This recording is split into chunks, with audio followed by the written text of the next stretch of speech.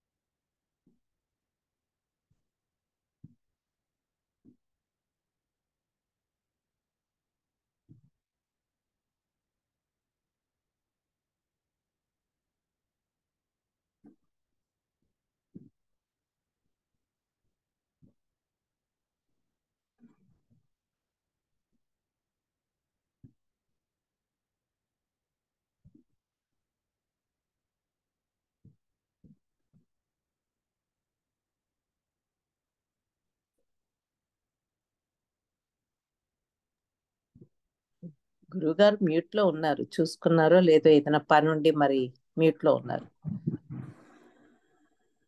క్షమ్యతం. మంత్రపాఠం చెప్పామండి. మంత్రపాఠం వచ్చిందా? లేదండి గురుగారు, ఇంతవరకు మ్యూట్ లో ఉన్నారు మీరు. మ్యూట్ లోనే ఉన్నారండి. అస్తు. నమస్కారం గురుగారు. మంత్రపాఠం. ఓం సహనా భవతు సహనౌ భునక్తు సహ వీర్యం కరవావహై తేజస్వినావధీతమస్తు మా విద్విషావహై. ఓం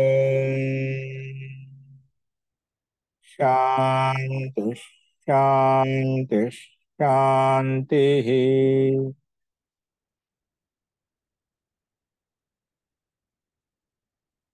సర్వేభ్యో నమః. అందరికీ నమస్కారం అండి.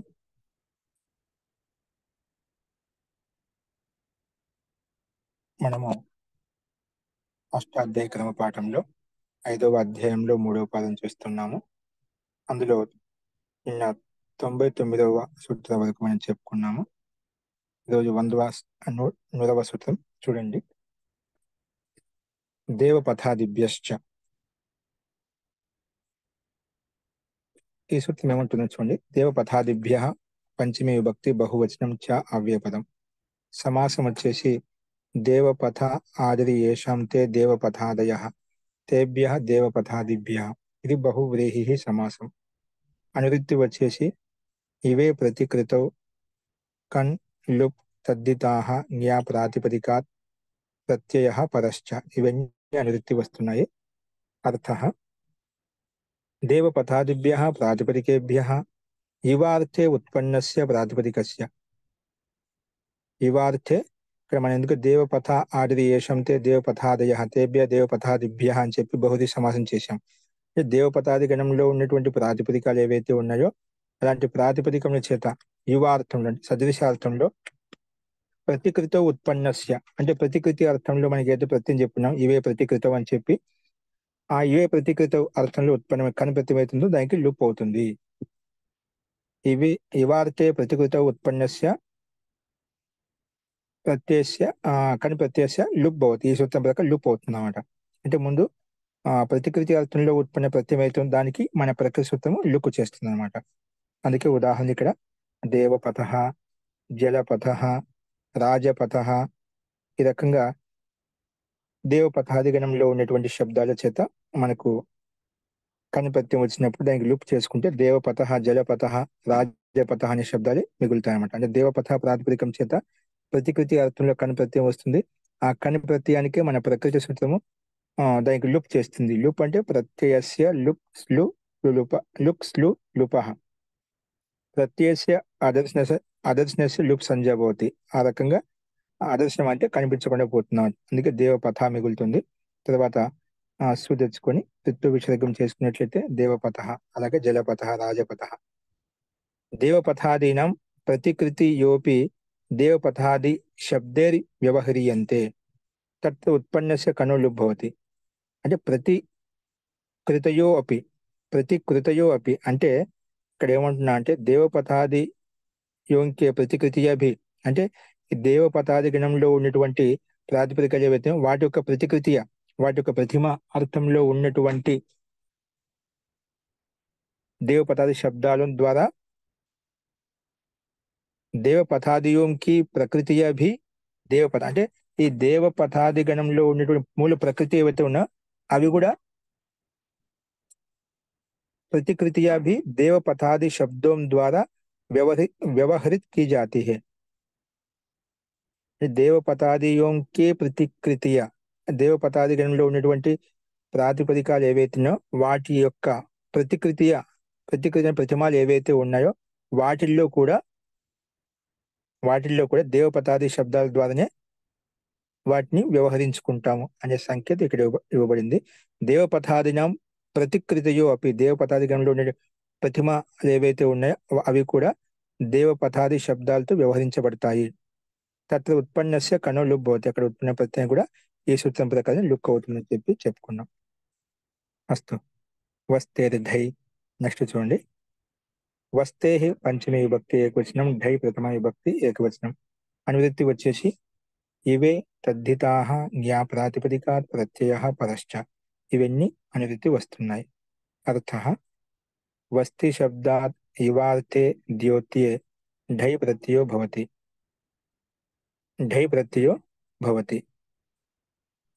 వస్తి శబ్దాత్ సూత్రంలో ప్రాతిపదిక ఉంది ఇక్కడ.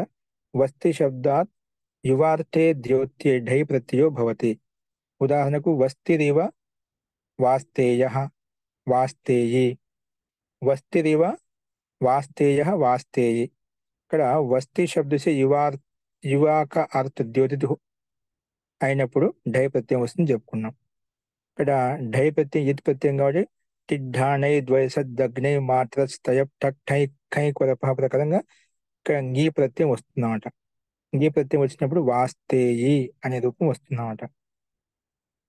ఇక్కడ నుంచి ఆగే సామాన్యంగా ప్రతికృతి లేదా అప్రతికృతి రెండు విషయాల్లో ప్రత్యయాలు వస్తాయి. సామాన్యంగా ఆగే సామాన్యంగా ప్రతికృతి అర్థంలో అంటే ప్రతిమార్థమే కాకుండా అప్రతిమార్థంలో కూడా రెండు విషయాల్లో కూడా ప్రత్యయాలు వస్తాయి ఇక్కడి నుంచి.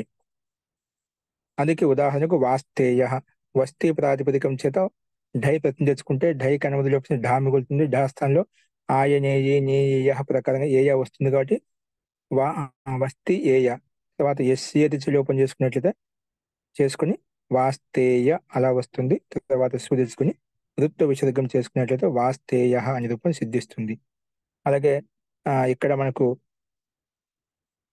గీప్ తెచ్చుకున్నట్లయితే వాస్తేయ అనే ప్రాతిపదికం చేత మళ్ళా తదితాంతం చేత ఈత్ ప్రత్యయం కాబట్టి ఢాని ప్రకారంగా గీప్ తెచ్చుకుంటాం. గీప్ కనుమతి లోపం చేస్తే ఈ మిగులుతుంది. వాస్తేయ ప్లస్ ఈ, తర్వాత ఎస్ఏది లోపం చేసుకుని వాస్తేయి అలా వస్తుంది. తర్వాత సు వస్తుంది. సుకి అలింగ్యాభ్యో దీర్ఘ శృతిస్య ప్రిక్తం హల్ ప్రకారంగా లోపం చేసుకున్నట్లయితే వాస్తేయి అని రూపం సిద్ధిస్తుంది. ఇక్కడ వాస్తేయ అంటే नाभि के अधोभाग को आच्छादित करने वाला वस्त्र के समान. నాభి అంటే నడుము బొడ్డు కింద ఉన్నటువంటి అధోభాగంలో కప్పుతూ ఉన్నటువంటి వస్త్రంకి సమానంగా ఉండేదాన్ని వాస్తేయ అంటామట. వస్తిని ఆచ్ఛాదించేది వాస్తేయ అంటే నాభి ప్రదేశాన్ని ఆచ్ఛేది వాస్తేయ అని చెప్పి ఇక్కడ ప్రస్తావించబడింది. కింద టిప్పణిది विविध दर्शनीय स्थानों व पुरुषों की प्रतिकृतियां बालकों को दिखाकर आजकल भी अनेक व्यक्ति जीविकार्जन करते हैं, परंतु यह प्रवृत्ति अब प्राय उठ गई है. विविध दर्शनीय स्थानों व पुरुषों की प्रतिकृतियां बालकों को दिखाकर అంటే పురుషుల యొక్క ప్రతిమలు ఏవైతే ఉన్నాయో బాలకులకు చూపించి ఈ రోజుల్లో కూడా అనేక వ్యక్తి జీవికోపార్జన చేస్తున్నారు అన్నమాట. పరంతు యో ప్రవృత్తి అభిప్రాయ ఉడ్ గయి హే, ఈ ప్రవృత్తి దాదాపుగా ఇప్పుడు లేదన్నమాట. 20-25 वर्ष पूर्व पर्याप्त थी. అంటే వివిధ దర్శనీయ స్థానం పురుషునికి ప్రతికృతి అండ్ దర్శనీయ స్థానాల ఫొటోస్ కానీ పురుషుల యొక్క ఫొటోస్ తీసుకొని అలాగా చూపించి తన జీవికోపార్జన చేసేవాళ్ళు ఇప్పుడు దాదాపు అలా ప్రత్యక్షంగా తక్కువైపోయింది అనుకోండి. ఈ భౌతిక పాశ్చాత్య సభ్యత కొంచెం ఇది అయిపోయినాకంటే మూఢనమ్మకాలు ఇటువంటివి ప్రత్యక్షంగా చూస్తే కానీ అనుమానికంగా ఇటువంటివి నమ్మడం లేదన్నమాట. చాలా మటుకు కొంచెం వికాసం అని అనుకోవచ్చు. ఇప్పుడు అంధవిశ్వాసం చాలా చోట్ల ఉంది అని చాలా మటుకు అలర్ట్గా ఉన్నదన్నమాట. అని ఇప్పుడు ఇటువంటి ప్రవృత్తి దాదాపుగా లేదు. 20-25 ఏళ్ళ కిందట పర్యాప్తంగా ఉండేదని చెప్పబడింది అన్నమాట. అస్తు అలాగా చాలా మంది అలా చూపించి రకరకాలుగా చేసేవాళ్ళు అన్నమాట. అప్పుడు అవిద్యకి క్షేత్రం చాలా ఇదిగా ఉండేదండి అప్పుడు. ఎందుకంటే మన మహాభారత యుద్ధం తర్వాత చాలా వికృతి ఉత్పన్నమైంది కాబట్టి అప్పుడు ఇంకా ఈ మధ్యన కొంచెం ఇదిగా వచ్చింది. కానీ అప్పుడు మన శిక్షా పద్ధతితో చాలా ఇదే అయిపోయింది. చాలా యవన్లు రాజ్యాన్ని పరిపాలించేవాడు. అప్పుడు విద్యాకర్త పూర్తి ప్రయాసం లుప్తప్రాయంగా ఉండేది. అప్పుడు మైకాలయ పద్ధతి వచ్చేసి మనం హ్యావీ చేసింది. అందుకే మన ప్రకృతి సంప్రదాయాలు ఏవైతే ఉన్నాయో సంస్కృతి సంప్రదాయాన్ని పూర్తిగా మర్చిపోయి ఉన్నామన్నమాట. ఆ సమయంలో చాలా వికారాలు ఉత్పన్నమై ఆలస్య ప్రమాదాలు అలాగే సంఘటన ఐక్యం మత్యం లేకపోవడం వల్ల అనేకమైనటువంటి వికారాలు ఉత్పన్నమై సంకటం కూడా ఉత్పన్నమైంది. కాబట్టి అస్తవ్యస్తమైన జీవనం ఉండేది అప్పట్లో. అటువంటి కాలంలో ఏదో బతుకు జీవనం కొనసాగించడం కోసం రకరకాల ప్రయత్నాలు చేసేవాళ్ళు. అవి ఇప్పుడు కూడా కొన్ని ఈ రోజు వరకు కూడా కొంచెం అలాగే పరంపరను దూషితం చేసి నడుస్తూ ఉన్నాయి సమాజంలో కూడా. సందర్భాన్ని బట్టి ఇక్కడ సంకేతం ఇవ్వబడింది, అది మనం చెప్పుకున్నాం. నెక్స్ట్ చూడండి 102వ సూత్రం. శిలాయాహ పంచమీ విభక్తి ఏకవచనం, ప్రథమా విభక్తి ఏకవచనం. అనువృత్తి వచ్చేసి ఇవే తద్దితాహ జ్ఞా ప్రాతిపదికాత్ ప్రత్యయ పరశ్చ, ఇవన్నీ అనువృత్తి వస్తున్నాయి. అర్థ శిలా శబ్దాత్ ఇవార్థే ద్యోత్యే డహ ప్రత్యయో భవతి. శిలేయం దధి.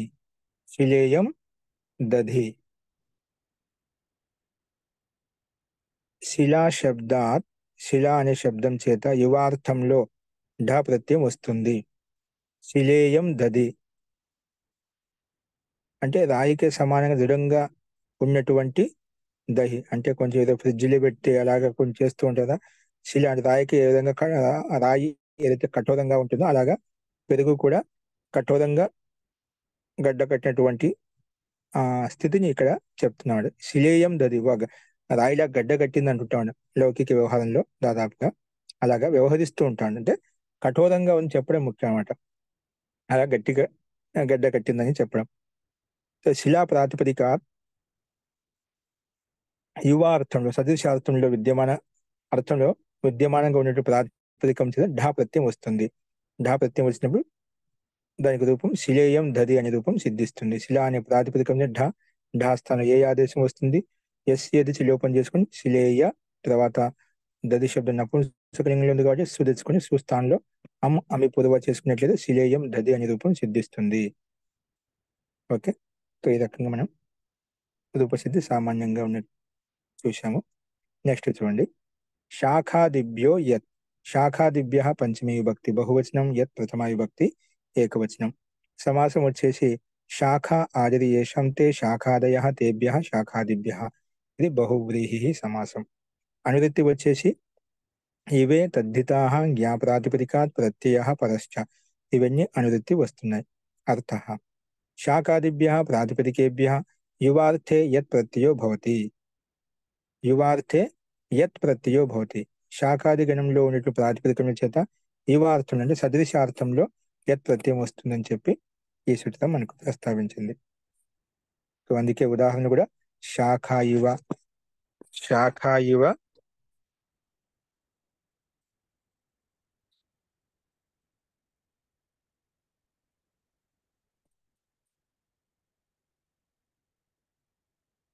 శాఖ ఇవ శక్యో మనుష్య, అంటే ఇవ శాఖకి సదృశంగా ఉండేదని శాఖ్య అంటామంట. శాఖ్యో మనుష్య, సదృశంగా ఉన్నట్టు మనుషులు, అంటే సదృశంగా ఉండే అంటే పోల్చి చెప్తున్నాను, అంటే రియాలిటీగా కాదు, అంటే యథార్థంగా కాదు.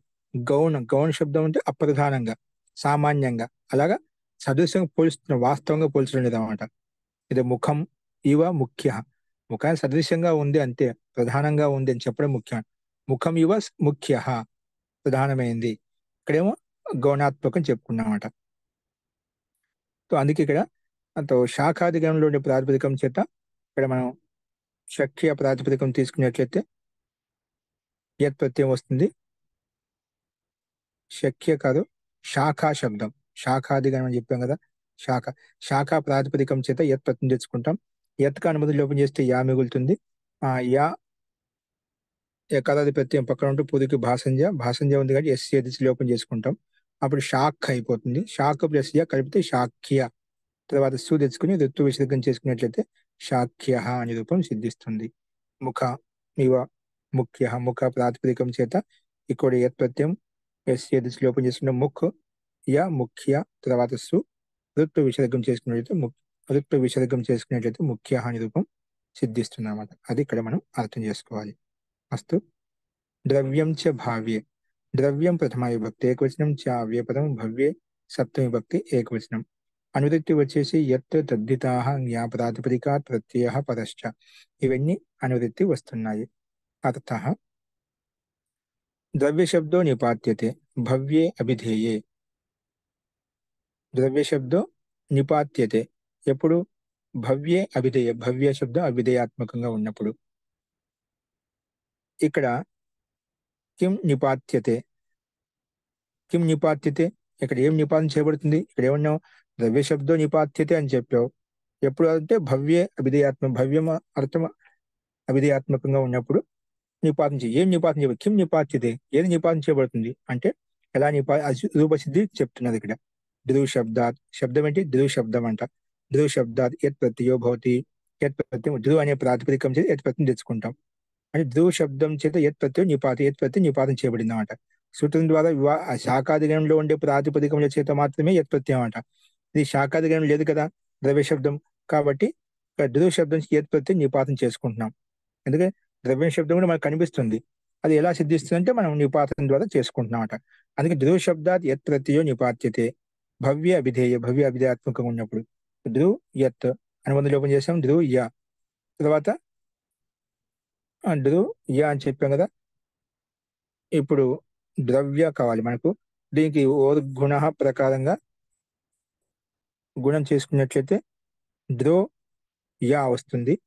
తర్వాత వాంతో ఈ ప్రత్యయ ప్రకారంగా ఆవాదేశించిన ద్రవ్య అలా వస్తుంది అన్నమాట. ద్రవ్య, ధ్రువ శబ్దం కదా, గుణ ప్రకారం వర్ణాంతస్య అంగస్య గుణో భవతి తది యకార తది ప్రత్యయ పరతః, కాబట్టి గుణం చేసుకుని ధ్రో అయిపోతుంది. ధ్రో యా వాంతో ఈ ప్రత్యయ ప్రకారంగా ఆదేశం చేసుకుని ద్రవ్య అనే రూపం తయారు చేసుకుంటాం. తర్వాత సు తెచ్చుకొని సుకి ఋతు విసర్గం అనేది కామన్ గా వస్తుంది, ద్రవ్య అనే రూపం వస్తుంది అన్నమాట. అస్తు, అందుకే ద్రవ్యోయం రాజపుత్ర, ద్రవ్యోయం మానవక, అనే రూపం మనం సిద్ధిస్తుంది. అంటే राजपुत्रादि गुणों का पात्र है यह राजपुत्र। రాజపుత్రాది గుణం కా రాజపుత్రాది ఉండేటువంటి గుణాలు ఏవైతే ఉన్నాయో రాజపుత్రాది గుణం కా పాత్ర హై యహ రాజపుత్ర అని చెప్పుకుంటాం. ద్రవ్యయో రాజపుత్ర.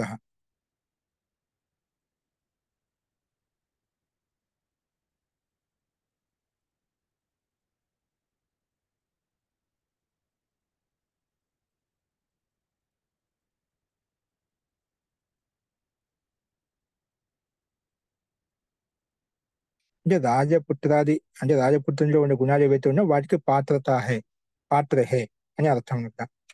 అస్తు. ఆ గుణాలు ఇతనిలో ఉన్నాయి. రాజపుత్రికి సంబంధించిన గుణాలు ఏవైతే ఉన్నాయో అవి ఇక్కడ ఉన్నాయన్నట్టుగా చెప్పారు ఇక్కడ. మహోదయ, అస్తు. ఇక్కడ భవ్య అర్థం ఏంటండి? ఆత్మవత్ భవ్యం అంటే గుణాలు అన్నమాట. ఇక్కడ రాజపుత్రంలో ఉన్నటువంటి భవ్యమైన గుణాలు ఇతనిలో ఉన్నాయి. ఆ పాత్రతో ఇతనిలో ఉంది. ఈ భవ్యమైన గుణాలే కదా. ఒక రాజా అంటున్నామంటే రాజులో కావాల్సిన గుణాలు విశేషంగా ఉండాలి. భవ్యమైన గుణాలు ఉండాలి, విశిష్టమైన గుణాలు ఉండాలి. అస్తు. ఇక్కడ ఇచ్చాడు భవ్య ఆత్మవత్వ అంటే పాత్రత్వం అంటే యోగ్యత. అవిధేయ హోనే పర్ యత్ ప్రత్యయం కానీ నిపాదన చేయబడిందంట. ఆత్మవత్వం అంటే దాని ఉపయోగం పాత్రత్వం యోగ్యత.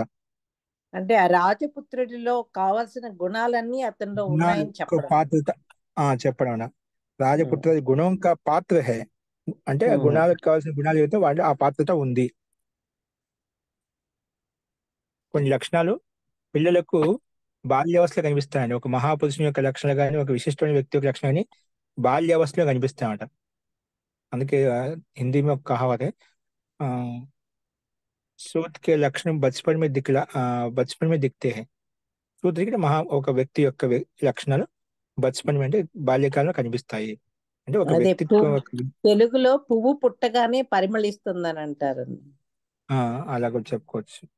అలా కొన్ని లక్షణాలు తేజవంతున్న పిల్లవాడిలో పసిపిల్ల కనిపిస్తాయి. కొన్ని తేజస్సు లక్షణాలు కానీ వాని యొక్క నడవడికని బట్టి కానీ అలాగే వాళ్ళలో ఉండేటువంటి వ్యవహారిక కుశలతను బట్టి కానీ అటువంటి లక్షణాలు కొంచెం చిన్నప్పటి నుంచి మంచిగా నేర్చుకుంటారండి. ఆటోమేటిక్ వచ్చాయి. బాల్యావస్థ నుంచి వారి యొక్క గుణగణాలు మనకు వ్యవహారంతో కనిపిస్తూ ఉంటాయి. మనం చెప్పాల్సిన అవసరం లేదు. అన్ని పిల్లలను పోల్చుకుంటే ఈ పిల్లవాళ్ళ గుణాలు సహజంగానే భిన్నంగా కనిపిస్తాయి అన్నమాట. అది వారిలో ఉండేటువంటి గొప్ప సంస్కారాన్ని బట్టి. అందుకే అప్పట్లో ఋషులు మునులు తల్లిదండ్రుల గుణాలను బట్టి ఆ పిల్లవాడి యొక్క గుణాలను బట్టి ఇతరులు అంటే ఎందుకంటే సంస్కారం అంటే ఈ జన్మ సంస్కారం కాదు. ఎందుకంటే మనం ఈ జన్మలో ఏ సంస్కారాలతో ఓతపోతూ ఉన్నామో అదే జన్మలతో అంతమవుతాం. అంతిమ అవస్థలో అదే సంస్కారం అతనిలో ఉంటుందన్నమాట. ఆ లక్షణాల యొక్క ప్రభావం అటు యొక్క సామర్థ్యం అదే విధంగా ఉంటుంది. కాబట్టి వ్యక్తి పుట్టగానే ఆ లక్షణాల యొక్క ప్రభావం ఖచ్చితంగా కనిపిస్తుంది. ఏమంటే కొంచెం వికాసించాలి. శరీరం యొక్క వికాసం అయిన వెంటనే అవన్నీ ఉజాగరం అవుతాయి. అయినప్పటికీ వాటి యొక్క ప్రభావం ఉంటుంది. కాబట్టి బాల్యకాలం నుంచి అన్ని ఒక వ్యవస్థితంగా గాంభీర్యంగా అన్ని ఆ వ్యక్తి యొక్క లక్షణాలు భిన్నంగా కనిపిస్తాయి అన్నమాట. అయితే ఆ సంస్కారం పూర్తిగా అతనిలో ఉంది, ఓతప్రోతమై ఉంది. కాబట్టి అతడు పూర్తిగా తన యొక్క మీరు చెప్పినట్టుగా పుష్పం ఉండగానే పరిమళిస్తున్నట్టుగా ఆ మొక్క దశలో ఉన్నప్పుడే చాలా గుణాగణాలు మనకు కనిపిస్తుండవు. మంచి సంస్కారం ఉంది పిల్లవాళ్ళు, మంచి యోగ్యుడు అని చెప్పి మనం ప్రారంభం నుంచి అలా చెప్పడం మొదలు పెడుతుంటాం. అటువంటి లక్షణాలు నిజంగా మహాన్ వ్యక్తిత్వం యొక్క లక్షణాలు చాలా మనకు ప్రారంభంలో కనిపిస్తాయి అన్నమాట. అస్తు. అది ఋషి మునులు, ఒక విద్వాంసులు, పండితులు, ఒక సంస్కారవంతులు, యోగులు, సాధకులు చాలా మటుకు ఐడెంటిఫై చేస్తుంటారు. చెప్పాల్సిన పని లేదు. అందుకే ఒకటి నేను చెప్తుంటాను, మనకి పరంపర నష్టం గురువులు వచ్చినా, మనకు మహాన్ పండితులు వచ్చినా, వృద్ధులు వచ్చినా, జ్ఞాన వృద్ధులు ఎవరున్నా మన ఇంటికి ఆవాగమనం అనేది జరుగుతూ ఉండాలి. మనం వెళ్తూ ఉండాలి. పండితుల యొక్క ఆవాగమనం, విద్వాంసుల యొక్క ఆవాగమనం, సన్యాసుల యొక్క ఆవాగమనం నిరంతరంగా జరుగుతుంటారు అన్నమాట. ఎందుకంటే మన పిల్లల్లో, మన సంస్కారంలో, మన కుటుంబంలో ఒక తెలియనిటువంటి తత్వాలు రహస్యాత్మక అంటే అణిచివేయబడి ఉంటాయి అన్నమాట. లేక కొన్ని మనకు అన్ని ఉంటూ కూడా మనం దాన్ని తెలుసుకోలేకుండా, దాన్ని ఉపయోగించుకోలేకుండా పోతున్నాం. అంటే మనలో ఉండేటువంటి గుణాలను మనం మనలో ఉండే ప్రతిభను మనం తెలుసుకోలేకుండా పోతున్నాం. అలా గురువుల యొక్క ఆవాగమనం చేత ఏమవుతుందంటే వాళ్ళ యొక్క సంపర్కం చేత, వారి యొక్క సాన్నిధ్యం చేత మనలో ఉన్నటువంటి గుణాలను వాళ్ళు చైతన్యవంతం చేస్తారు. మనలో ఉండే సంస్కారాలను మనం ఉజాగరం చేసుకుంటాం. వాళ్ళని చూసి కానీ, వాళ్ళు చెప్పినప్పుడు కానీ, ఏదో ఒక గురువులు వచ్చినా అంటే వాళ్ళు ఏదో ఒకటి ఉపలబ్ధి కలిగించి వెళ్తారు. వాళ్ళకి ఆ రకం ఉండదు. వాళ్ళ గురుత్వం వచ్చిందంటే ఏదో ఒక సంస్కారం ప్రాబల్యం ఉంటుందన్నమాట. వాళ్ళకు స్వార్థం వ్యక్తిగతంగా ఉన్నప్పుడు కూడా పదార్థ విషయంలో లేశమాత్రం క్లేశం ఉండదు అనమాట. పదార్థం అంటే పదులకు ఉపకారం చేయడంలో లేశమాత్రం వాళ్ళకు సంకోచం ఉండదు. వ్యక్తిగతంగా ఉండొచ్చు, అది వ్యక్తిగత సంస్కారం. దాని యొక్క ప్రభావం ఎలా ఉండాలో భగవంతుని ఆజ్ఞానుకరంగా ఉంటుందన్నమాట. కానీ గురువులు అనే స్థానంలోకి వచ్చిన వ్యక్తి ఖచ్చితంగా మన కుటుంబంలో ఉన్నటువంటి ఆ పిల్లలు ఎవరు కావచ్చు, సంస్కారం కావచ్చు, కుటుంబ వాతావరణం కావచ్చు, అక్కడ ఏదో ఒక సంకేత రూపంలో మనకు ఒకటి వికాసం వైపు, ఉన్నతి వైపు తీసుకెళ్ళేటువంటి ఒక వచనాన్ని, ఒక వాక్యాన్ని, ఒక రకమైనటువంటి అనుభూతిని, ఒక రకమైనటువంటి అనుభవాన్ని మనకు తెలియజేసి వెళ్తుందన్నమాట. అందుకే మనం తీసుకెళ్ళడం కానీ, అటువంటి కార్యక్రమాలకు కానీ మన పిల్లలను ఎక్కువ తీసుకెళ్తూ ఉండాలి. అది మనం ఒకటి అలవాటు చేసుకోవాలి. ఎప్పుడైనా కనీసం అంటే అక్కడక్కడ ఉన్నాయి శిబిరాలు, యోగ శిబిరాలు చెప్పి పిల్లలకు నైతిక శిక్షణ ఇచ్చేటువంటి వ్యాయామం ప్రశిక్షణ చెప్పి ఎక్కువగా వేసవికాలం జరుగుతూ ఉంటాయన్నమాట. అటువంటి ఎక్కువగా జరుగుతుంటే ఇంకోటి ఎప్పుడు ఏంటి అని చెప్పిన గ్రూపులు పెట్టాయండి. ఇక్కడ గుజరాత్ ప్రాంతంలో మనకు హిందీ వచ్చిన వాళ్ళు వెళ్ళిపోవచ్చు. అక్కడ కూడా అటువంటి శిబిరాలు ఎక్కువ మన హైదరాబాద్ లో కూడా జరుగుతూ ఉంటాయి. పిల్లలు అంటే పిల్లలే కాకుండా దంపతుల యొక్క శిబిరం కావచ్చు, గృహస్థుల యొక్క శిబిరం కావచ్చు, మీకు అన్ని గ్రూపులు పెట్టాను. అంటే 2024 జరిగేటువంటి క్రియాకలాపాలు అంటే ఏవే శిబిరాలు నడుస్తాయి అంటే ఆత్మోన్నతి కొరకు, ఆత్మ వికాసం కొరకు, ఆడపిల్లలకైనా, మగపిల్లలకైనా, పెద్దలకైనా, వృద్ధులకైనా, గృహస్థులకైనా, అలా వ్యక్తిగత సాధకులకైనా కూడా అవి మనకు ఇలాంటి మాధ్యమం అక్కడ కూడా ఉన్నాయి. మనలో జిజ్ఞాస, కోరిక, తెలుసుకునే భావన ఉంటేనా ఇటువంటి మనలో ఒక చిన్న ఒక అడ్డంకి కూడా మనకు అడ్డుపడుతూ ఉంటుందన్నమాట. ఇటువంటి మనకు నిమిత్తం అనేది ఏర్పడగానే మనలో నైమిత్తికమైన గుణాలన్నీ ఇవి కూడా అవన్నీ బయటికి తీసుకోవచ్చు అన్నమాట. కాబట్టి ఇటువంటి పిల్లల్ని మనం తీసుకెళ్తుంటే వాళ్ళు ఉండే గుణాలను బయటికి తీసుకొస్తారన్నమాట. చాలా అలా భయపడాల్సిన అవసరం లేదు. మనం వారిలో ఉండే సంస్కారం గొప్పగా ఉంటే ఎవరు చెప్పినా ఆటోమేటిక్ గా దేశ కాల పరిస్థితిని బట్టి ఆ అబ్బాయి ముందుకు వెళ్తారన్నమాట. అబ్బాయి అయినా, అమ్మాయి అయినా, ఎవరైనా కూడా ముందు మనలో ఉండే శక్తిని మనం సామర్థ్యాన్ని మనం తెలుసుకోవాలి. కాబట్టి ఇటువంటి గురువులు వచ్చినా మనకు సామీప్యంగా ఉన్న, సాన్నిధ్యంగా ఉన్న, మనం వెళ్ళడం కానీ, వాళ్ళు మన ఇంటికి రావడం కానీ, అటువంటి ఆగమన ప్రక్రియను మనం అలవాటు చేసుకోవాలి, పిలుస్తూ ఉండాలి. ఓకేనా? అది మనకు ఉపలబ్ధాన్ని కలిగిస్తుంది అనే ఒక అలవాటును మనం మనసుల్లో పిల్లలు ప్రేరేపించడం కొరకు మనం కూడా ఆ రకంగా తయారు కావాలన్నమాట. ఫస్ట్ మొత్తం గుణ విషయంలో మనం ప్రస్తావించుకున్నాం. ఎందుకంటే ఒక వ్యక్తి యొక్క గుణాలు ఒక్కోసారి మనకు మన మధ్యలో ఉంటూ మనకు కనిపించవండి, ఇతరులకు కనిపిస్తూ ఉంటాయి, ఇతరులకే కనిపిస్తుంటాయన్నమాట. కానీ అవి గురువులే మనలో ఉండేటువంటి గుణాలను పెంపొందించడం కొరకు, అవగుణాలను తొలగించడం కొరకు వాళ్ళు ఆ రకమైన మార్గాన్ని మనకు ప్రశస్తం చేసి వెళ్తారు అనమాట. కాబట్టి మనం ఆ రకమైన భావనతో శ్రద్ధ కలిగి ఉన్నట్లయితే ఖచ్చితంగా అది మనకు ఎంతో మంచి మార్గాన్ని ప్రశస్తం చేస్తుంది. అలా సాత్విక భావంతో మనం ఓతప్రోతమై ఉండాలి. ఏంటి ఈ రోజుల్లో గురువులు ఎలా ఉన్నదంటే మంచి వాళ్ళే కాదు, అందరు చూస్తే స్వార్థపరులే ఉండదు, దోషయుక్తులు ఉండదు. అది మనం నిష్ఠ, శ్రద్ధ కలిగి ఉన్నట్లయితే మన ఇంటికి కూడా ఖచ్చితంగా అటువంటి నిష్ఠ కలిగిన వాళ్ళు వచ్చేస్తారు అనమాట. అంటే మనలో సత్య సంకల్పం అయితే మనకు నిజంగా భగవంతుడు మనకు వాడికి వచ్చేది ఆ వ్యక్తి నిజంగా దుష్ట వ్యక్తి అనుకున్నా కూడా వీడికి వచ్చేది నీలో సత్వ సంకల్పం, సాత్విక సంకల్పం అనేది ఉండింటేనా నిజంగా ఆ వ్యక్తి కూడా మనసు మారిపోతుంది. నీ ఇంటికి వచ్చేసరికి, మీ ఇంటి అడుగు పెట్టేసరికి ఆ భగవంతుడు ఆ బుద్ధిని అలా పరివర్తన చేస్తామట. ఎందుకు? నీలో ఉండే సత్య సంకల్పం గొప్పది. ఎక్కడ ఉన్న సత్యానికే మనం గెలుపు అంటుంటాం, ధర్మమే గెలుస్తుంది అంటుంటామంట. నిజంగా నీ వ్యక్తి ఎట్లా ఉండే అది వదిలిపెట్టేసింది, వాళ్ళ కర్మకు వాళ్ళ బాధ్యులు అవుతారు. కానీ మనం ఎక్కడైతే మనం విన్నామో, చూసామో ఆ గుణాలు ఎక్కడ ఉన్నా గుణగ్రాహిగా ఉండాలన్నమాట. నిజంగా అలాంటి మన సత్య సంకల్పంతో మన నీలో నిష్ఠ పవిత్రంగా, గట్టిగా, దృఢంగా, సంకల్పబద్ధంగా ఉన్నట్లయితేనే ఆ ఎదుటి వ్యక్తి ఎటువంటి వ్యక్తి అయినా కూడా ఇడికి వచ్చేదికి నీ ప్రభావం చేత, నీ శక్తి చేత, మీ సామర్థ్యం చేత, నీ సంకల్ప సిద్ధి చేత ఆ ఎదుటి వ్యక్తి మార్చే శక్తి నీలో ఉంటుంది. అంటే ఆ వ్యక్తి మారిపోతాడనమాట. అడికి వచ్చి ఏం చెప్పాలి అవే చెప్పి వెళ్ళిపోతాడనమాట. చెప్పాల్సింది చెప్పి వెళ్ళిపోతాయి, ఏది పడితే అది చెప్పడనమాట. ఆ రకంగా ఎందుకంటే పరమాత్మ కణంలో వ్యాపించిన సర్వరక్షకుడు, ఆయన ఎల్లప్పుడూ అందరూ రక్షిస్తూ ఉంటాడనమాట. కానీ మనలో ఆయన యొక్క కృతజ్ఞతా భావనాన్ని మనం ఎల్లప్పుడూ మనలో ఎల్లప్పుడూ ఉంచుకుని ఎల్లప్పుడూ మదిస్తూ ఉంటే, స్తుతిస్తూ ఉంటే ఎల్లప్పుడూ ఆత్మ కవచంలాగా ఉండి మనం రక్షిస్తూ ఉంటాడు. కాబట్టి ఆ భావన పరమాత్మ యొక్క అనుగ్రహం, పరమాత్మ యొక్క హస్తం మన చేయనిది ఎప్పుడు మన మీద ఉందనే నమ్మకంతో, విశ్వాసంతో మనం స్మరించుకుంటున్నట్లయితే నిజంగా వ్యక్తికి ఉత్తరోత్తరంగా వృద్ధి కలుగుతూ ఉంటుంది. మనం మర్చిపోతున్నాం కాబట్టి ఈ సాంసారిక విషయవాసంలో పడి, దుఃఖాల్లో పడి, బాధల్లో పడి అన్నిట్లో మనం రాగయుక్తంగా ఉంటూ మనం బాధపడుతున్నాం, దుఃఖపడుతున్నాం. ఇక్కడిక్కడే పాపాలు, అధర్మాలు, అన్యాయాలు చేస్తూ మనం ఇక్కడిక్కడే సంసార చక్రం తిరుగుతూ ఉన్నాము.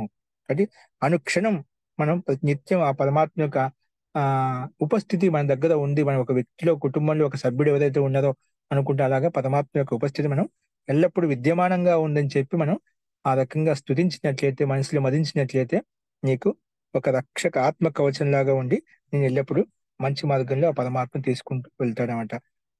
సాత్విక విచరణలో ఎప్పుడు ఓటప్రదర్శన చేస్తుంది. ఎప్పుడైతే మర్చిపోతామో అక్కడే దోషాలు వస్తాయి, అక్కడే కామం వస్తుంది, అక్కడే క్రోధం వస్తుంది, అప్పుడే కోపం వస్తుంది. అనేక లోభాలు మనలో ప్రవేశిస్తాయి. అందుకే ఉపనిషత్తులో మనం చెప్పుకున్న అంతమందుకు గత పాఠాల్లో ఒక్క క్షణకాలం కూడా ఆ పరమాత్మ తెలిపినవా ఎప్పుడెప్పుడు దోషాలు మనకు శత్రువులాగా వెంటాడుతున్నాడు, ఎప్పుడెప్పుడు ఛిద్రాన్ని వేసి చూస్తున్నాడు, ఎప్పుడు ప్రవేశించడానికి ప్రవేశించాయా అవి వాటి యొక్క ప్రభావం అవి చూపుతుండే సంస్కారాలు ప్రాబల్యంగా ఉంటాయి. ఎందుకు సంస్కారం అత్యంత ప్రబలంగా ఉంటాయి. అలాగే స్వభావం అత్యంత మూర్ధనిగా ఉంటుంది. మూర్ధ అంటే అత్యంత ఆ బలంగా ఉంటుందన్నమాట. స్వభావం అనేది అంత త్వరగా ఎవరికి మారదు. ఒక్కోరిలో ఒక స్వభావం ఉంటుందన్నమాట. మనం అంటుండే వారి స్వభావం అంతేలేండి, వదిలేసేయండి, ఎందుకు అని అట్లా జిడ్డు పట్టుకోవడం ఎందుకు, మొండికేసుకోవడం ఎందుకని. ఒకసారి మనం అవి ఒక్కో స్వభావం గట్టిగా ఉంటే ముందు తీసుకెళ్ళి అంటే మనం ఎక్కడ పోయి కింద పడేస్తే చెప్పలేమన్నమాట. అంటే ఎల్లప్పుడూ మన మనసును సమస్థితిలో బ్యాలెన్స్ లో ఉంచుకోవాలంటే అది పరమాత్మ యొక్క ఉపస్థితి ఎల్లప్పుడూ మన దగ్గర ఉన్నట్టుగా సర్వవ్యాపకుడిని భావించి మనం ప్రయత్నం చేసినట్లయితే ఆయన ఎల్లప్పుడూ నువ్వు ఎప్పుడైతే మనసులో అనుకుంటే అప్పుడే నీకు కవచంలాగా రక్షిస్తాడు. మనకు ఆ నమ్మకం, ఆ విశ్వాసం నీ మీద నీకు గట్టిగా ఉండాలి. ఆ పరమాత్మ రక్షిస్తాడు అనే భావన నీలో ఉండాలి. ఖచ్చితంగా రక్షిస్తాడు అన్నమాట. అస్తు. సందర్భాన్ని బట్టి 4 విషయాలు చెప్పాను. అస్తు. ప్రకృతి వంశనామః. అస్తు. చూడండి, కుశాగ్రాచ్ఛః కుశాగ్రాచ్ఛః కుశాగ్రాత్ పంచమీ విభక్తి ఏకవచనం, ఛః ప్రథమా విభక్తి ఏకవచనం. అనువృత్తి వచ్చేసి ఇవే తద్ధితాః జ్ఞా ప్రాతిపదికాత్ ప్రత్యయః పరశ్చ. అర్థః కుశాగ్ర శబ్దాత్ యువార్థే ద్యోత్యే ఛః ప్రత్యయో భవతి. కుశాగ్ర శబ్దం చేత యువార్థంలో అంటే సదృశార్థంలో విద్యమానంగా ఉన్నప్పుడు ద్యోతితమైనప్పుడు ఛ ప్రత్యయం వస్తుందని చెప్పి సూత్రంలోనే ప్రత్యయం విధానం చేయబడింది. అందుకే ఉదాహరణ కూడా కుశాగ్రమివ సూక్ష్మత్వ, కుశాగ అంటే సూక్ష్మంగా ఉంటుంది అనమాట. కుశాగ్రమివ సూక్ష్మత్వాత్ కుశాగ్రీయ బుద్ధి. కుశాగ్రీయ బుద్ధి అంటే అత్యంత సూక్ష్మ బుద్ధి అండి. అది ప్రతిదీ లోతుగా ఆలోచిస్తాడు, సూక్ష్మంగా ఆలోచిస్తాడు, దూరంగా ఆలోచిస్తాడనమాట. అంటే రాబోయే పరిమాణం కూడా ఎలా ఉంటుందని కూడా పసిగట్టాడు. అంటే వర్తమాన కర్మని బట్టి, వర్తమాన స్థితిని బట్టి పరిణామం ఎలా ఉంటుంది, ఏ విధంగా ఉంటుంది, అంత సూక్ష్మంగా ఆలోచించే శక్తి అతనిలో వస్తుంది. ఇవన్నీ మనకు చెప్పడానికి ఎలా ఉంటాయి, ఏ విధంగా ఉంటే మనం వీటి యొక్క అనుభూతిని పొందలేమండి. ఒక్కొక్కరు ఒక రకమైన బుద్ధి ఉంటుంది. ఒకే కుటుంబంలో బుద్ధి ఒక్కొక్కరు ఒక రకంగా పనిచేస్తూ ఉంటుంది.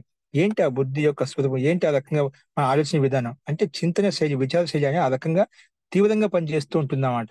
అది ఎలా వస్తుంది, ఏ విధంగా వస్తుంది అనుభూతిని మనం గమనించినట్లయితే మనకు మన బుద్ధి యొక్క ప్రక్రియ, మనం ఎప్పుడు ఏ రకంగా దాన్ని ఆలోచిస్తున్నాం, ఎప్పుడు ఆలోచించాం, ఆ పనికి అనుగుణంగా ఆలోచించామా లేదా అనేది కొందరికి ఆ బుద్ధి ఏ సమయానికో ఎప్పుడు ఎలా వాడాలో ఒకసారి ఆ టైంకి కొందరికి కుశాగ్ర బుద్ధి ఉన్నవాళ్ళు దాన్ని వెనకబడి దాన్ని కాపాడుకుంటారు. ఆ రకంగా వెనక చెప్పేస్తే ఏం చేయాలో అది చేస్తారు అనమాట. కొందరికి అంత ఇంత తక్కువ ఉండేవాళ్ళు పని అయిపోయిన తర్వాత ఇలా చేసింటే బాగుండే, అలా చేసింటే బాగుండే అని అనిపిస్తుంది.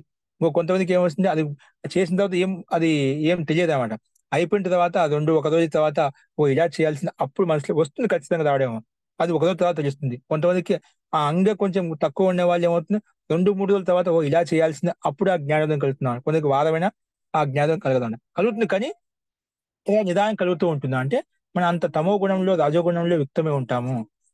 తమో గుణ వ్యక్తికి చాలా దినముల తర్వాత తెలుస్తుంది, ఇలా చేయాల్సింది, అలా చెప్పాల్సింది, వీళ్ళతో ఇలా మాట్లాడాల్సింది, ఇలా చేశాను. అది మన బుద్ధి యొక్క కుశాగ్రతని బట్టి ఒక్కోదిలో ఒక రకమైన బుద్ధి ఉంది. కానీ తెలుస్తుంది, ప్రతి ఒక్కరు తెలుస్తుంది, ఇలా తప్పు చేశాను, నేను కరెక్ట్ చేశాను, ఇలా చేయాల్సింది. అలా ప్రతి ఒక్కరికి ఆ మనసు ఏదో ఒక సమయంలో నిన్ను ప్రేరేపిస్తుంది, ఏదో ఒక సమయంలో నీకు తెలియజేస్తున్నాను, తెలియకుండా ఉండదు. కాబట్టి దాన్ని మనం పసిగట్టాలి, దాన్ని కొంచెం సూక్ష్మంగా ఆ గమనించినట్లయితే ఖచ్చితంగా మనం ఎక్కడ పొరపాటు చేసి తెలుస్తుందన్నమాట. అస్తు. తో కుశాగ్రియ బుద్ధి కుశాగ్రియం వస్త్రం అని చెప్పి ఇక్కడ 2 ఉదాహరణలు మనకు ఇక్కడ ఇవ్వబడ్డాయి. కుశ అంటే ఇక్కడ తినక అనమాట. कुशा का अग्रभाग बड़ा सूक्ष्म तीक्ष्ण नुकीला होता है। ऐसा तीक्ष्ण बुद्धि को కుశాగ్రియ బుద్ధి కహెంగే. కుశాగ్రియ బుద్ధి అని చెప్పుకుంటాను. కుశాగ్రియం వస్త్రం, అత్యంత తేజవంతమైన వస్త్రము. ఓకేనా?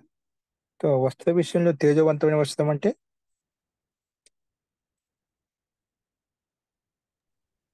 అగ్రియ శస్త్రం మహోదయ. శస్త్రం, అది శస్త్రం. అస్త్రం. ఆ, వస్త్రం ఇచ్చేదంటే తప్పు, శస్త్రం ఉండదు, కరెక్టే. ఇప్పుడు కుశాగ్ర అంటే అత్యంత తేజవంతమైన శస్త్రం అని చెప్పుకోవాలి. వస్త్రం అంటే అలాంటి వస్త్రం తేజవంతంగా ఉంటాయి వస్త్రాలు, అంటే ప్రకాశవంతంగా ఉందంటే దాని తేజ అత్యంత వేగవంతంగా ఉంది. కొన్ని వస్త్రాలు ఆదాకు మన దీని ఇచ్చిన ఉదాహరణ కరెక్ట్ గా అని చెప్పాలనుకుంటే కొన్ని వస్త్రాలు ఉంటాయి. అత్యంత కుశాగ్ర అంటే ఇక్కడ మనకు అతి తేజవంతంగా ఉండేది, అంటే దాని యొక్క వర్ణం బాగా దాని యొక్క రంగు బాగా ఎత్తి కొట్టేస్తుందని అంటున్నాడు. అంటే అంత బాగా ప్రకాశిస్తుంది, అంత తేజవంతంగా ఉంది, కుశాగ్రంగా ఉంది, తీవ్రంగా ఉంది, అంటే దాని యొక్క వర్ణం అతి తీవ్రంగా ఉంది అలా చెప్పుకోవచ్చు. లేదా తీక్షణంగా శస్త్రం ఉందండి. తీక్షణంగా తీక్షణంగా ఉంది, ఉందండి. తీక్షణంగా ఉంది అని చెప్పి దాన్ని మనం అన్వయం చేసుకుంటే దాని యొక్క అర్థాన్ని ఆ రకం తీసుకోవచ్చు. శస్త్రం చేసుకుంటే మంచి తేజవంతమైన వస్త్రం అని చెప్పి ఆ రకంగా మనం తీసుకోవచ్చు అనమాట. అస్తు ఓకే.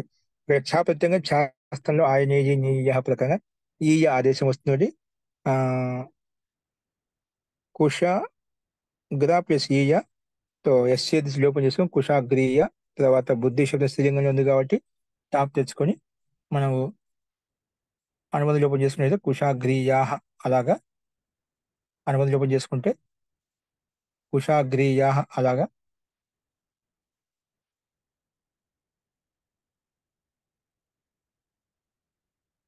కుషాగ్రీయా అని చెప్పి మనకు రూపం సిద్ధిస్తుంది అన్నమాట. అస్తు కుషాగ్రీయ బుద్ధి స్త్రీలింగంలో టాప్ తెచ్చుకున్నట్లయితే కుషాగ్రీయ బుద్ధి అని చెప్పి సిద్ధిస్తుంది అన్నమాట. అస్తు అలాగే కుషాగ్రీయం వస్త్రం, ఇక్కడ వస్త్రం శబ్దం నపుంసకలింగంలో ఉంది కాబట్టి సు తెచ్చుకొని చూస్తాను అమ్మ ఆమె పొదవ చేస్తాం కుషాగ్రీయం వస్త్రం ఇలాగా సిద్ధిస్తుంది అన్నమాట. అస్తు సమాసాచ, నెక్స్ట్ చూడండి. సమాసాచ తద్విషయాత్, సమాసాత్ పంచమీ విభక్తి ఏకవచనం చ అవ్యపదం, తద్విషయాత్ పంచమీ విభక్తి ఏకవచనం. సమాసం వచ్చేసి స అంటే యువార్థ, స యువార్థ విషయో యస్య స తద్దిత విషయ, లేదా సమాసాచ తద్విషయ, సారీ తద్దిత కాదు, తద్విషయత. ఇక్కడ ఏమంటున్నాం, స విషయో యస్య అంటే స విషయం అంటే ఏంటి, యువార్థ విషయో యస్య, యువార్థ విషయం ఉంది యస్య శబ్దస్య, తద్విషయ ఆ శబ్దం యొక్క విషయం, స తద్విషయ తస్మాత్ తద్విషయాత్. ఇది బహువ్రీహి సమాసం చెప్పుకున్నాను అనమాట. అస్తు అనువృత్తి వచ్చేసి ఛః ఇవే తద్ధితాః జ్ఞా ప్రాతిపదికాత్ ప్రత్యయః పరశ్చ, ఇవన్నీ అనువృత్తి వస్తున్నాయి. అర్థః తద్విషయాత్ అంటే యువార్థ విషయాత్, యువార్థ విషయాత్ సమాసాత్ ప్రాతిపదికాత్ అపరస్మిన్, అపరస్మిన్ అంటే యువార్థే ద్యోత్యే, యువార్థే ద్యోత్యే ఛః ప్రత్యయో భవతి. తద్విషయాత్ అంటే యువార్థ విషయాత్, సదృశ అర్థ విషయం ఏదైనా ఉండాలి. అటువంటి సమాసాలు యువార్థ విషయంతో సమాసం ఏదైనా సమస్త పదం, సమాసాత్ ప్రాతిపదికాత్ అపరస్మిన్ యువార్థే, వేరే యువార్థ విషయం ఏదైనా ఉంటేనా అటువంటి అర్థం విద్యమానంగా ఉంటే, ద్యోతితమైన ఉంటే చహ ప్రత్యయం వస్తుంది. అంటే ఒక యువార్థ విషయం ఇంకొక యువార్థ విషయంతో విద్యమానంగా ఉన్నట్లయితే అపరస్మిన్ యువార్థే ద్యోతితమైనప్పుడు చహ ప్రత్యయం వస్తుంది అని చెప్పి చెప్పుకున్నాం. కానీ సమాసాచ తద్విషయాత్, అది తద్విషయం ఉండాలి, ఆ విషయం యువార్థం యొక్క విషయమే ఉండాలి, అప్పుడు మాత్రమే ఇక్కడ వస్తుంది అన్నమాట, చ ప్రత్యయం వస్తుంది. ఇక్కడ ఉదాహరణ కాక గమనమివ తాళపతనమివ కాకతాళం, కాక గమనమివ తాళపతనమివ కాకతాళం. ఇది ఏకస్మిన్ యువార్థే సమాసః, అపరస్మిన్ యువార్థే చ ప్రత్యయః, అపరస్మిన్ యువార్థే చ ప్రత్యయః.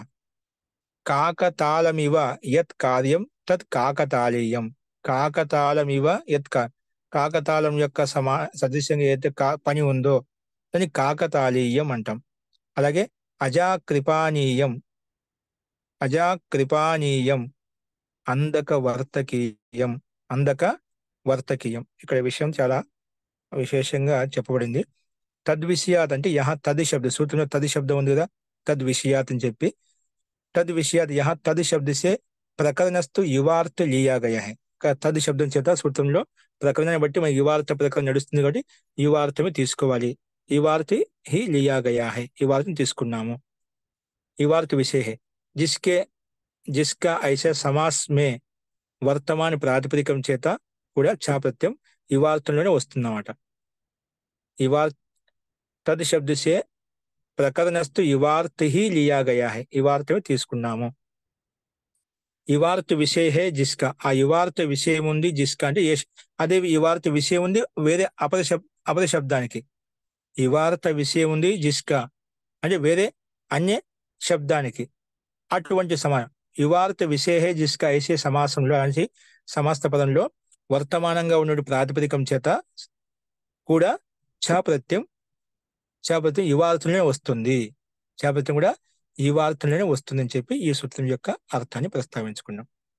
చూడు అదే విషయాన్ని కొంచెంగా ఓపెన్ చేసి కింద భాషార్థం ఇవ్వబడింది అంతే చూడండి. తద్ విషయాత్ కేనేసే ఏక్ యువార్థమేతో సమాసుహ. తద్ విషయాత్ అని చెప్పడం చేత ఒక యువార్థంలో సమాసమైంది. యథా ఎలాగంటే కాక గమనం ఇవ, తాళ పతనం ఇవ అంటే కవ్యేకి ఆగమనకి సమానం. అంటే కాకి వచ్చినప్పుడు కాకి వచ్చింది అంటాం కదా, కాకి వచ్చింది అనే దానికి సమానంగా. అలాగే తాల్కే గిరినేకే సమానం అంటే తాల్ అంటే చెట్టు ఇరిగిపోయింది ఇరిగిపోయింది దానికి సమానంగా. తాల్ అంటే పేడికి గిరినేకే సమానం అంటే చెట్టు ఇరిగిపోయిన ఏ రకంగా ఉంటుంది దానికి సమానంగా. జో కార్య బహు కాకతాళీయ కార్య కహాయగా అంటే కాకి వచ్చిన సమయాన్ని కాకతాళీయం అంటాం. చెట్టు కింద పడుతున్న ఏదైతే స్థితి ఉంటుందో దాన్ని మనము దాన్ని తాళ గమనం అంటామట. ఇక్కడ ఇలాంటి అర్థంలో ఇక్కడ మనకు కాకతాళకే సమానంగా ఇసుక ఏక యువార్థంలో కాకతాళం అని చెప్పుకున్నాము, ఒక సమాసం అయిపోయింది. అలాగే కాకతాళకి సమానం ఏదైతే కార్యం ఉందో అది కూడా కాకతాళీయంగా చెప్పుకున్నామట. ఈ రకంగా ఏ దృశ్య ఒకదానికొకటి యువార్థంలో చే ప్రత్యయం వచ్చింది. దీన్నే కాకతాళీయ న్యాయం చెప్పుకున్నాం అనమాట. ఆచార్య కాకతాళీయం అంటే అనుకోకుండా జరిగాయి అని రెండు సంఘటనలు జరిగితే కనుక దాన్ని అనుకోకుండా జరిగే అప్పుడు కాకతాళీయం అంటారు. అంతే కింద కదా? ఇంకా ఉంది మహోదయ, కింద ఇంకా ఉంది భాష. అదే ఆ కాకి వచ్చి అక్కడ కూర్చోవడము, ఆ చెట్టు విరిగి పడ్డము, అది కాకతాళీయం. మనం తెలుగులో కూడా వాడతాం కదా. చనిపోతుంది. ఆ, అంటే దానికి దీనికి ఏం సంబంధం ఉండదు. సంబంధం ఉండదు కానీ జరుగుతుంది. అది అనుకోకుండా జరుగుతుంది. అనుకోకుండా దానికి జరిగింది. కాకతాళీయం. అనుకోకుండా జరగడం కాకతాళీయం. అలాగే అజాకృపాణీయం అని కూడా ఉందండి. ఆ మేక వెళ్తూ ఉంటుంది, అప్పుడే దేనికో ఒక కత్తి ఏదో కట్టి ఉంటుంది, అది దారం తెగో ఏదో దాని మెడ మీద పడుతుంది. అది కూడాను ఉదాహరణ ఇస్తారండి దీనికి. ఓకే అండి. ఈ రకంగా మనకు కాకతాళీయం ఇలాంటిది మనకి ఇచ్చింది. किसी ताले के पेड़ के नीचे जो ही उड़ता हुआ कौवा आकर बैठ गया, उसके बैठते ही अकस्मात यूं ही स्वाभाविक रूप से ही ताल का पेड़ गिर पड़ा, सो उसके गिरते ही कौवा दबकर मर गया. किसी ने कुछ किया ही नहीं, यूं ही कौवे की मौत हो गया. అది ఒక టైం బాగానే అది వచ్చి కూర్చోగా అకస్మాత్ చెట్టు కిందకి పడిపోయిందంట. అది పడగానే దాని కింద పడిపోయి చనిపోయింది అన్నమాట. అకస్మాత్ అంటే అనుకోకుండా యాదృచ్ఛికంగా జరిగిపోయింది అన్నమాట. ఇలా జరగడానికి కాకతాళీయం అని చెప్పుకుంటున్నామట. అని కాకతాళీయం అంటే అది వచ్చి కూర్చుంది అంటే అదేం పెద్ద బదువేం కాదు కదా, అకస్మాత్తుగా పడడం వల్ల దాని కింద పడి చనిపోయిందని. అది ఈ రకంగా అంటే యువార్థంలో అలా జరిగిందని చెప్పి చెప్తున్నది ఇక్కడ. एक युवार्थ उपमार्थ हुआ जिसमें काकताल का समास हुआ, उसी प्रकार कोई व्यक्ति ही कहीं पहुंच उसी प्रकार कोई व्यक्ति यूं ही कहीं पहुंच जाए, उसके वहां जाते ही चोर भी बिना उस व्यक्ति को जाने ही वहां पहुंच जाए, उसके वहां जाते ही चोर भी बिना उस व्यक्ति के जाने ही वहां पहुंच जाए और वे उसे मार दे, तो यह उस व्यक्ति का वहां जाना तथा चोरों का आना और उसका मारा जाना కాకతాళీయ సదృశ్య హువా. అంటే అలాగే యాదృచ్ఛికంగా రావడము, అనుకోకుండా ఆ దొంగవాడు రావడం, ఆయన చంపడము, ఇవన్నీ అది కూడా కాకి వచ్చే విధంగా చెట్టు మీద కూర్చున్నప్పుడు ఏ విధంగా అనుకోకుండా జరిగిపోయిందో యాదృచ్ఛికంగా జరగడం అన్నమాట. ఈ రకంగా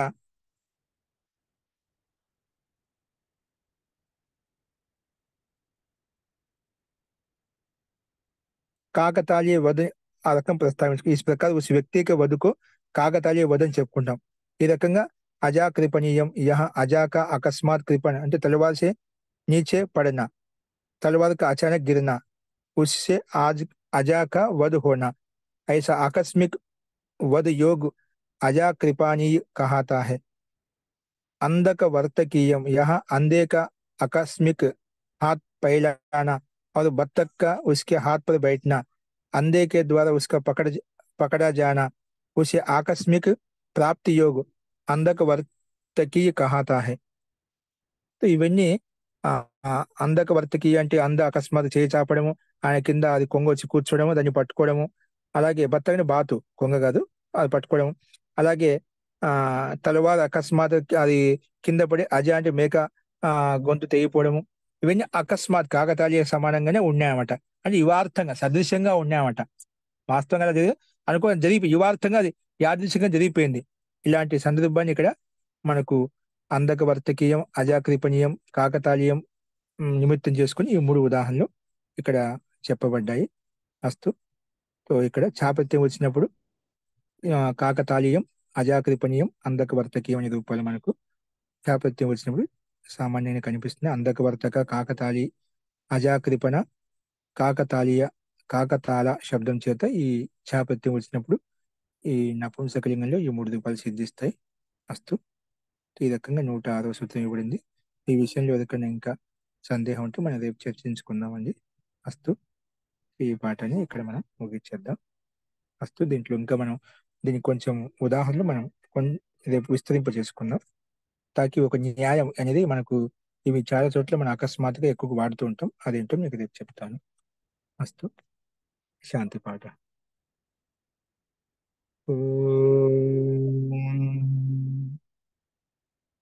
सर्वे भवन्तु सुखिनः, सर्वे सन्तु निरामयाः, सर्वे भद्राणि पश्यन्तु, मा कश्चित् दुःखभाग् भवेत्. ओम शांति शांति शांति. सर्वेभ्यो नमः. అందరికీ నమస్కారం అండి. నమస్తే.